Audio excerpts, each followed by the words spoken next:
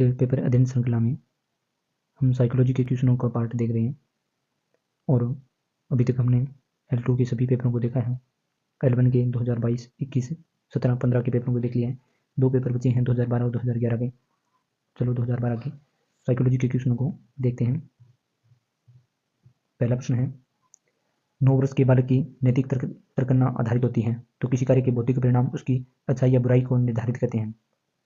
अगला प्रश्न है, निम्न में कौन सा उदाहरण अभिप्रेरणा का परिणाम नहीं है? जॉन स्टुअर्ट मिल ने 12 वर्ष की उम्र में दर्शन का अध्ययन आरंभ कर दिया था। ये अभिप्रेरणा का परिणाम नहीं है। उसके अलावा कृष्णा ने नृत्य का समय 1 घंटे से बढ़ाकर 2 घंटे किया तो यहाँ अभिप्रेरणा से समय बढ़ाया है। और जगत ने श्वास लेने की प्रक्रिया में रुचि दिखानी प्रारंभ कर दी तो ये अभिप्रेरणा का परिणाम। जगत ने श्वास लेने की प्रक्रिया में रुचि दिखानी प्रारंभ कर दी। राम ने तेजी से आधुनिक एवं प्राचीन ऐतिहासिक प्रवृत्तियों में सह संबंध स्थापित करने में प्रगति की है। तो यहाँ पर अभिप्रेरणा का परिणाम नहीं है, तो ऑप्शन 2 में अभिप्रेरणा जॉन स्टुअर्ट मिल ने 12 वर्ष की उम्र में दर्शन का अध्ययन प्रारंभ कर दिया था, ये सही नहीं दिया है। अगला प्रश्न है, निम्न में क्या प्रभावी प्रशंसा के रूप में अध्यापक के लिए कार्य करेगा? तो विद्यार्थियों को उनकी योग्यता अथवा कार्य निष्पादन के महत्व की सूचना देता है। अगला प्रश्न है, निम्न में कौन सा उदाहरण अधिगम को प्रदर्शित करता है? तो ये हाथ जोड़कर अध्यापक का अभिवादन करना, ये अधिगम को प्रदर्शित करता है। उसके अलावा स्वादिष्ट भोजन देखकर मुंह में मिला रहना, ये अधिगम को प्रदर्शित नहीं करता। चढ़ना, भागना एवं फेंकना 3 में से 5 वर्ष की अवस्था में, तो यहाँ पर अधिगम को प्रदर्शित करता है। हाथ जोड़कर अध्यापक को अभिवादन करना अधिगम को प्रदर्शित करता है। अगला प्रश्न है, निम्न में कौन सा चिंतन की प्रक्रिया में सबसे कम महत्वपूर्ण है? तो मांसपेशीय क्रियाएं जो है यहाँ पर सबसे कम महत्वपूर्ण दी गई है चिंतन की प्रक्रिया में।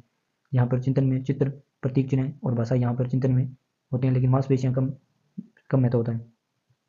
अगला प्रश्न है, अंतः व्यक्ति की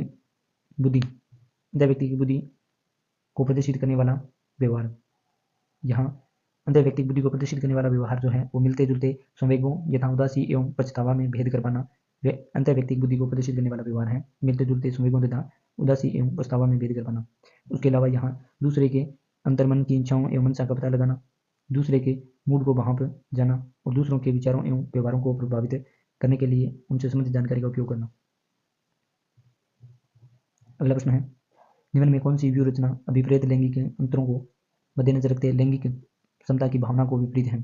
तो यहाँ लड़कों को समस्याओं के समाधान और विषय पर नियंत्रण रखने के लिए उनकी योग्यता पर उनको आत्मविश्वास विकसित करने के लिए सहयोग प्रदान करें।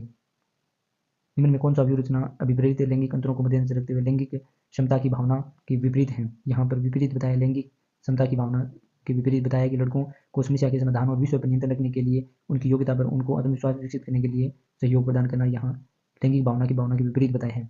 उसके अलावा ऑप्शन ए में विद्यार्थियों को बताया कि रूढ़िबद्ध विषयों में सफलता हासिल कर सकते हैं। प्रारंभिक विद्यालय वर्षों में लड़के एवं लड़कियों में शारीरिक एवं गामक कौशलों के विकास की संभाव्य क्षमता समान होती है। और ऑप्शन डी में लड़के एवं लड़कियां दोनों को कम आक्रामक एवं एक दूसरे के साथ अंतःक्रिया करने में सम्मत सामाजिक तरीकों को सिखाया जाना। तो यहाँ ऑप्शन सी में जो है वो लैंगिक क्षमता की भावना के विपरीत है, सही होगा।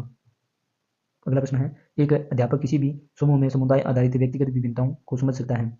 तो यहाँ पर एक अध्यापक है समूह में समुदाय आधारित व्यक्तिगत विभिन्नताओं को समझ सकता है, तो भाषा एवं अभिव्यक्ति के आधार पर समझ सकता है। ऑप्शन में यहाँ पर आंखों के संपर्क के आधार पर, बुद्धि के आधार पर और गृह कार्य के आधार पर, तो यहाँ पर भाषा एवं अभिव्यक्ति के आधार पर सही होगा। अगला प्रश्न है, सृजनशीलता के पोषण हेतु एक अध्यापक को अपने विद्यार्थियों को रखना चाहिए। सृजनशीलता के पोषण हेतु एक अध्यापक को अपने विद्यार्थियों को रखना चाहिए तो कार्य केंद्रित रखना चाहिए। ऑप्शन में लक्ष्य केंद्रित, कार्य केंद्रित एवं लक्ष्य केंद्रित और पुरस्कार केंद्रित, तो यहाँ पर कार्य केंद्रित सही आंसर होगा। अगला प्रश्न है, निम्न में कौन सी विशेषता सामाजिक रूप से वंचित वर्ग के विद्यार्थियों की नहीं है? सामाजिक रूप से वंचित विद्यार्थियों की विशेषता पूछी है तो यहाँ नियमित स्वास्थ्य संबंधी देखभाल नहीं मिलती, ये जो है सामाजिक रूप से वंचित वर्ग की विशेषता नहीं है विद्यार्थियों की। उसके अलावा ऑप्शन में बालकों की देखभाल के अनुभव उन्हें स्कूल के लिए प्रभावशाली ढंग से तैयार नहीं करते, व्यापक एवं विविध अनुभवों को प्राप्त करने का मौका नहीं मिलता और विद्यालय में अच्छा करने के लिए विपरीत नहीं किया जाता। तो यहाँ पर सामाजिक रूप से वंचित वर्ग की विशेषताओं में नहीं है, नियमित स्वास्थ्य संबंधी देखभाल नहीं मिलती। अगला प्रश्न है, क्रियात्मक अनुसंधान मौलिक अनुसंधान से भिन्न है क्योंकि यह अध्यापकों, शैक्षिक प्रबंधकों एवं प्रशासकों द्वारा किया जाता है। क्रियात्मक अनुसंधान मौलिक अनुसंधान से भिन्न है क्योंकि यह अध्यापकों, शैक्षिक प्रबंधकों एवं प्रशासकों द्वारा किया जाता है। ऑप्शन में यहाँ पर शोधकर्ताओं द्वारा किया जाता है जिनका विद्यालय में कोई संबंध नहीं होता। ऑप्शन सी में यह प्रमाणीकृत उपकरणों पर आधारित होता है। ऑप्शन डी में यह न्यायाधीश पर आधारित होता है। तो यहाँ पर ऑप्शन ए सही होगा, अध्यापकों, शैक्षिक प्रबंधकों एवं प्रशासकों द्वारा किया जाता है मौलिक अनुसंधान, क्रियात्मक मौलिक अनुसंधान। अगला प्रश्न है, क्रियात्मक अनुसंधान में क्रियात्मक उपकल्पनाओं का निर्माण समस्याओं के कारणों पर आधारित होता है। क्रियात्मक अनुसंधान उपकल्पनाओं का निर्माण समस्याओं के कारणों पर आधारित होता है।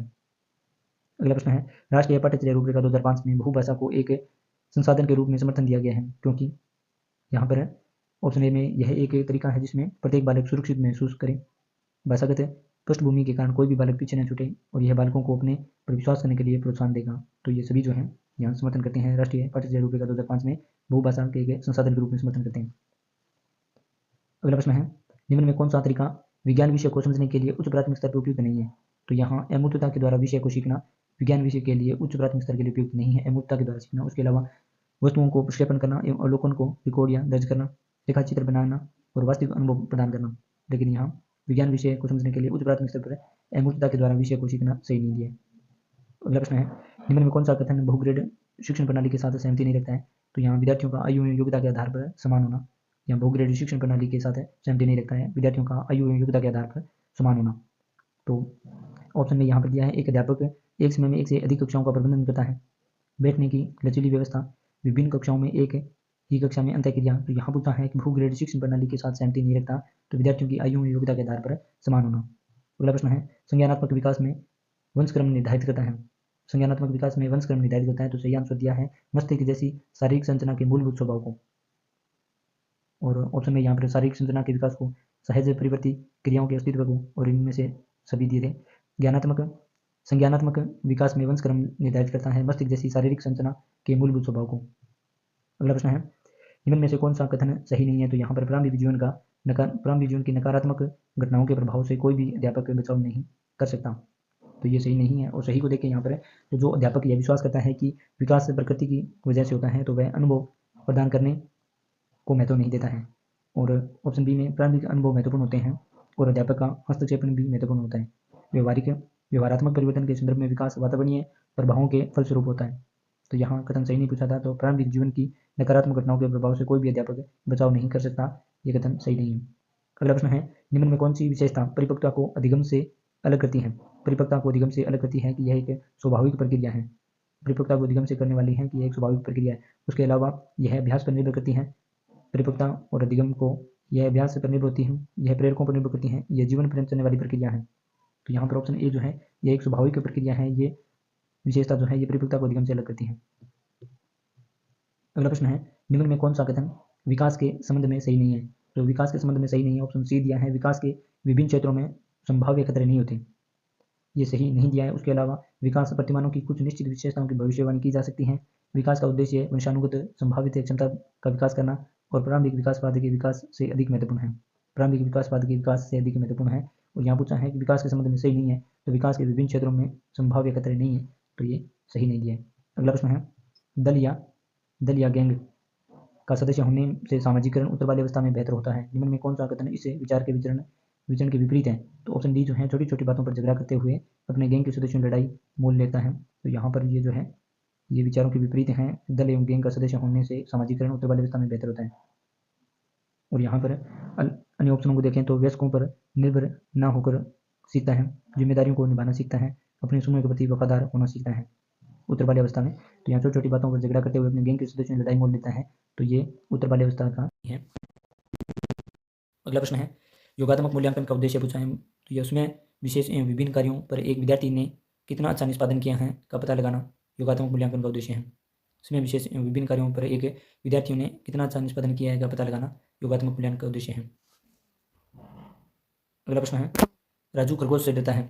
राजू खरगोश से डरता था। शुरू में खरगोश को राजू से काफी दूर रखा गया। आने वाले दिनों में हर रोज खरगोश और राजू के बीच की दूरी कम कर दी गई। अंत में राजू की गोद में खरगोश को रखा गया और राजू खरगोश से खेलने लगा। तो यह प्रयोग उदाहरण है। तो शास्त्रीय अनुबंध सिद्धांत का उदाहरण दिया है, ये पावलोव द्वारा दिया गया था। अगला प्रश्न है, बहिर्मुखी विद्यार्थी अंतर्मुखी विद्यार्थी से किस विशेषता के आधार पर भिन्न होता है? तो ये मन ही मन परेशान होने की अपेक्षा अपनी भावनाओं को अभिव्यक्त करता है बहिर्मुखी विद्यार्थी, और मन ही मन परेशान होने वाला अंतर्मुखी होता है और अपनी भावनाओं को व्यक्त करने वाला बहिर्मुखी विद्यार्थी होता है।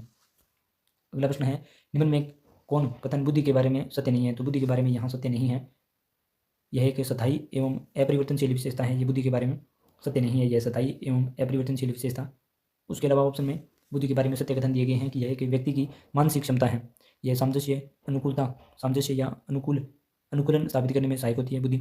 यह व्यवहार की गुणवत्ता से आंकी जाती है बुद्धि को, व्यवहार की गुणवत्ता से बुद्धि को आंका जाता है। और सत्य नहीं है, यह एक सताई और अपरिवर्तनशील विशेषता है बुद्धि, असत्य है। अगला प्रश्न है, एक संतुलित व्यक्तित्व वह है जिसमें संतुलित व्यक्तित्व का पूछा है कि एक मजबूत अहम को बनाया जाता है, ये संतुलित व्यक्तित्व होता है। अगला प्रश्न है, मानसिक रूप से पिछड़े बालकों के लिए निम्न में कौन सी व्यू रचना कार्य करेगी। मानसिक रूप से पिछड़े बालकों के लिए कार्यों को मूर्त रूप से समझाना मानसिक रूप से पिछड़े बालकों के लिए सही रहेगी, कार्यों को मूर्त रूप से समझाना। उसके अलावा ऑप्शन में विद्यार्थियों को लक्ष्य निर्धारित करने के लिए प्रोत्साहित करना, सौंप देने के लिए अवसर प्रदान करना, सहायता के लिए बाहर से संसाधनों को प्राप्त करना। तो यहाँ मानसिक रूप से पिछड़े बालकों के लिए कार्यों को मूर्त रूप से समझाना। अगला प्रश्न है, नृत्य ड्रामा एवं शिल्पकला का प्रयोग किया जाता है। तो यहाँ नृत्य ड्रामा एवं शिल्पकला का प्रयोग विशिष्ट गुणों के विकास के लिए किया जाता है, व्यक्तित्व को ढालने के लिए किया जाता है, दबी एवं बर्दाश्त नहीं की जा सकने वाली अंतर्नोद की प्रकटीकरण हेतु ये नृत्य ड्रामा एवं शिल्पकला का प्रयोग किया जाता है। अगला प्रश्न है, वर्तनी वाचन एवं गणना में कठिनाई सामान्य बुद्धि एवं अच्छी अनुकूलनात्मक योग्यता विशेषता है। तो ये अधिगम निर्योग्य बालकों की विशेषता है कि वर्तनी वाचन एवं गणना में कठिनाई सामान्य बुद्धि एवं अच्छी अनुकूलनात्मक योग्यता विशेषता है अधिगम निर्योग्य बालकों की। अगला प्रश्न है, फ एवं व मैं एवं नए अक्षरों की ध्वनि में अंतर न कर पाना अधिगम की समस्या संबंधित है। तो प्रत्यक्षीकरण की जो फ एवं व और मैं एवं नए अक्षरों की ध्वनि में अंतर न कर पाना अधिगम की समस्या है प्रत्यक्षीकरण की। अंतिम प्रश्न है, निःशुल्क एवं अनिवार्य शिक्षा का अधिकार 2009 के अंतर्गत किसी भी अध्यापक को निम्न में से किस कार्य के लिए नहीं लगाया जा सकता। तो यहाँ प्लस पोलियो कार्यक्रम में नहीं लगाया जा सकता। उसके अलावा 10 वर्ष पश्चात होने वाली जनगणना में शिक्षकों को लगाया जा सकता है, आपदा राहत कार्य में शिक्षकों को लगाया जा सकता है और चुनाव संबंधी कार्य में भी अध्यापकों की ड्यूटी लगाई जा सकती है, लेकिन प्लस पोलियो कार्यक्रम में जो है वो अध्यापकों को नहीं लगाया जाएगा।